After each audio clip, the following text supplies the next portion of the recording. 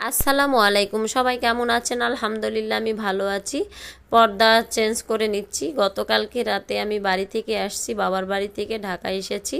এই যে আমার হাজব্যান্ড পর্দাগুলো চেঞ্জ করে নিচ্ছে, কারণ বাড়িতে 20 দিনের মতো ছিলাম, পর্দাগুলো নোংরা হয়ে গিয়েছে, সবগুলো খুলে ফেলছি। এগুলো নতুন পর্দা আমি নওগাঁ থেকে কিনে নিয়ে আসছি, এগুলো সব লাগাই দিচ্ছে। এই যে বিছানার চাদরটাও নিয়ে আসছিলাম, আর এই যে কর্নারে যত শোপিস আছে সবগুলো নামাই ফেলছি, এগুলো সবগুলো ধুয়ে নিব। কর্নারে অনেক ময়লা পড়ছে, ক্লিনজার দিয়ে ক্লিন করে নিব। দেখছেন কি পরিমাণ ধুলো পড়ছে। বাড়িতে গেলে আসার পরে এই কষ্ট শুরু হয়ে যায়। বাবার বাড়িতে এতদিন রেস্ট করছি, এখন কষ্টটা শুরু। এই যে ক্যাবিনেটে যত বাসন টাসন ছিল সব কিছু নামায় ফেলছি, এগুলোর মধ্যেও ধুলা গেছে, কারণ এই 2-3 মাস ধরে ধোয়া হয় নাই। এগুলো ধুয়ে ফেললাম, আমি ধুয়ে দিচ্ছি, আমার ছেলে নিয়ে এসে এসে বিছানায় বিছিয়ে দিচ্ছে। যেহেতু ফ্যান দেওয়া আছে উপরে, ফ্যানের বাতাসে শুকিয়ে যাবে। আমার বাসায় আমার হাজব্যান্ড, আমার বাচ্চারা সবাই হেল্প করে।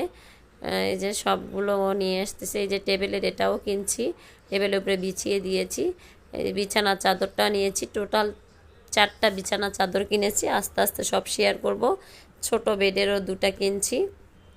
বাড়িতে গেলে শাশুড়ি, ননদ, মা, বড় বোন সবার সঙ্গে মার্কেটে যাওয়া পড়ে, যে কিছু না কিছু নিয়ে আসাই হয়।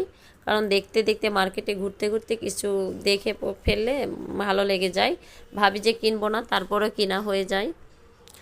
পুরা বাসাটা একটু এলোমেলো হয়ে আছে, যেহেতু বাড়ি থেকে আসছি, যতটুকু পারতেছি গোছায় আপনাদের সঙ্গে শেয়ার করছি।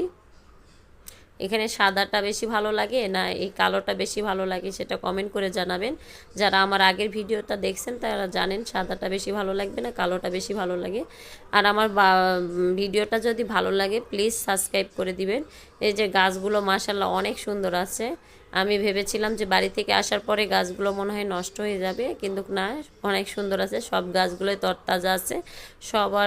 সব গাছে ভর্তি করে পানি দিয়ে গিয়েছিলাম, এই জন্য আসার পরে দেখি গাছগুলো অনেক সুন্দর আছে। এই যে এই বিছানার চাদরটা নিয়েছি, বাচ্চা আমার মেয়ে নিবে যে উঠাইছিল এই জন্য নিয়েছি, কিন্তু কার্টুন আছে এই জন্য ভালো লাগতেছে না।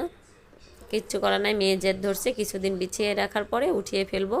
এই কার্পেটটা ধুয়ে দিয়েছি, আমি ফ্লোরে যে কার্পেটটা বিছিয়ে রাখি, জানি না কয়দিনে শুকাবে, বৃষ্টি হচ্ছে বাহিরে। যে গাছগুলো দেখতে মাশাআল্লাহ অনেক সুন্দর লাগতেছে। ওই বাসায় গেলাম, দেখিছে মেয়ে কি করতেছে।